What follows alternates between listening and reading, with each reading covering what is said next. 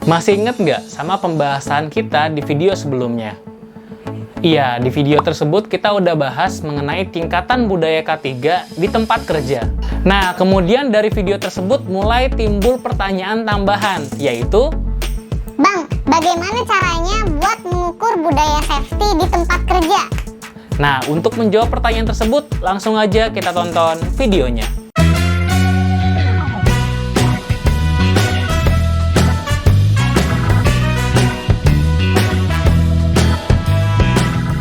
Sebelum kita lanjut, kita perlu tahu dulu nih, emang kenapa sih perusahaan perlu untuk mengukur budaya safety-nya?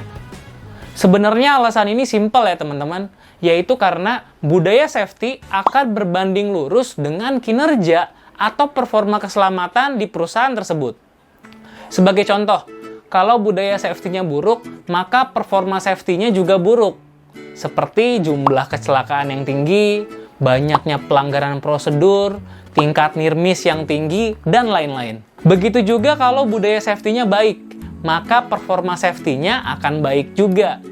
Jadi dari sini kita udah tahu bahwa mengukur budaya safety itu penting, agar kita bisa melihat budaya perusahaan kita sudah sampai mana, dan selanjutnya kita bisa menentukan program-program apa aja yang perlu dibuat untuk meningkatkan budaya keselamatan di perusahaan tersebut.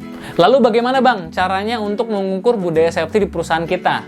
Pada dasarnya teman-teman, untuk mengukur budaya safety itu nggak mudah. Kenapa? Karena teman-teman, yang namanya budaya itu sering didefinisikan dengan pola pikir dan kesadaran pekerja terkait keselamatan dan kesehatan kerja. Jadi sebenarnya konsepnya ini cukup abstrak ya, dan nggak mudah diraba dengan jelas.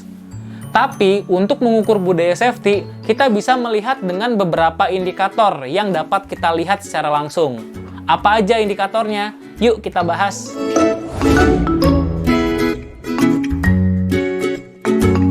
Satu, indikator statistik jumlah kecelakaan.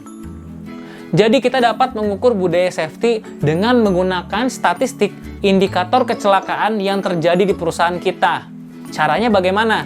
Jadi, hal pertama yang perlu kita pastikan adalah perusahaan harus sudah melakukan pencatatan dengan baik terkait dengan record kecelakaan di tempat kerja. Nanti dari record ini, kita bisa melihat tren kecelakaan di setiap tahunnya. Apakah ada peningkatan atau ada penurunan? Yang nantinya dari record ini, kita dapat membandingkan statistik kecelakaan di perusahaan kita dengan statistik kecelakaan di perusahaan lain yang sejenis, dan dengan catatan statistik yang biasanya dikeluarkan oleh kementerian.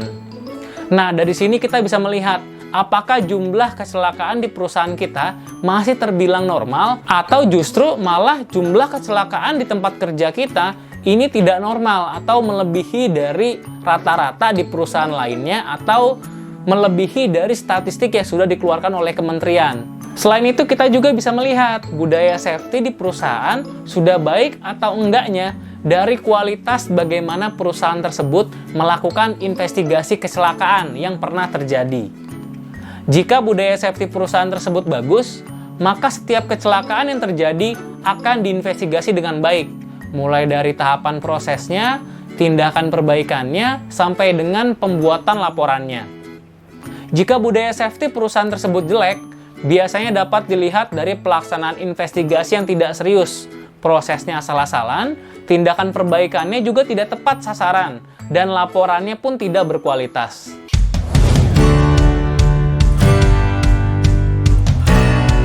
Yang kedua, indikator budaya safety dapat dilihat dari sickness rate atau perhitungan jumlah karyawan yang sakit. Banyaknya kasus sakit karena pekerjaan dapat dijadikan indikator untuk menilai apakah budaya safety di perusahaan tersebut sudah baik atau enggak.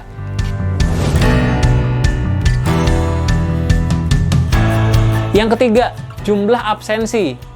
Kita bisa melihat dari jumlah absensi di tempat kerja. Seberapa banyak karyawan yang tidak hadir di tempat kerja? Jika alasan dari absensi mereka mengindikasikan karena hal-hal sebelumnya, yaitu karena sakit atau karena alasan keselamatan dan kesehatan, itu bisa menandakan bahwa kurangnya budaya keselamatan di perusahaan tersebut.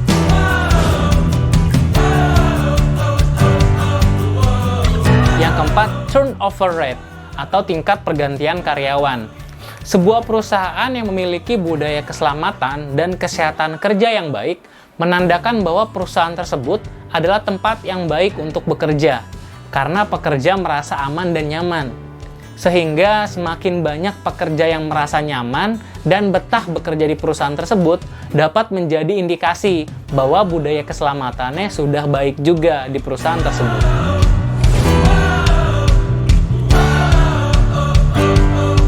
5. Kepatuhan terhadap aturan K3. Pada perusahaan yang memiliki budaya K3 yang baik, maka mayoritas pekerjanya ingin bekerja dengan aman, sehingga mereka akan mematuhi peraturan K3 di perusahaan tersebut. Sedangkan, pada perusahaan yang memiliki budaya K3 yang buruk, biasanya mayoritas pekerja tidak patuh terhadap peraturan keselamatan. Salah satunya bisa disebabkan karena kurangnya pemahaman mereka, atau kurangnya program pelatihan, atau karena program pelatihan yang tidak berjalan di perusahaan tersebut. Salah satu cara untuk menilai kepatuhan ini, kita bisa melalui inspeksi atau melalui audit K3. Nah, itu dia teman-teman, indikator apa aja yang perlu kita cek dalam mengukur budaya keselamatan di tempat kerja. Itu dia topik kita pada video kali ini. Semoga video ini bisa bermanfaat dan bisa menambah wawasan untuk kita semua. Jika ada masukan atau saran, bisa melalui tombol komentar. Dan jangan lupa untuk di-like dan di-subscribe video ini agar bisa semakin berkembang. See you next time!